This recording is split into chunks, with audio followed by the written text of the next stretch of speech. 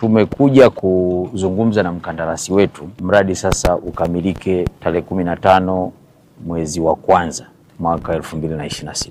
Tumedhamiria kuweka huu mradi kama sehemu ya vitu vinavyoanza katika siku 100 za Mheshimiwa Rais tangu kuapishwa kwake, na tulimpa mkandarasi nyongeza.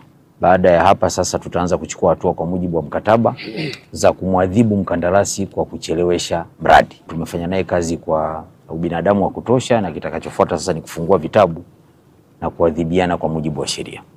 Kwa hiyo tutaacha timu hapa ya wataalamu wazoefu kabisa ambao hawezi kudanganya, na watamsimamia ipasavyo, lakini bila kucompromise na standard, viwango ambavyo tumekubaliana na ambavyo viko kwenye mkataba.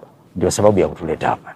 Hivyo kuna vifaa vya PV substation, upande huu ni vifaa vya ACDC kwa ajili ya kuchaji betri na kusimamia kituo. Kwa vifaa vyote vimeshawekwa, kilichobakia sasa hivi ni kazi ya kufanya wiring, connect cable kutoka huko ndani ya haya majengo kupeleka nje kwenye transformer. Ambacho umekuja leo kukifanya, umefanya kitu cha maana sana.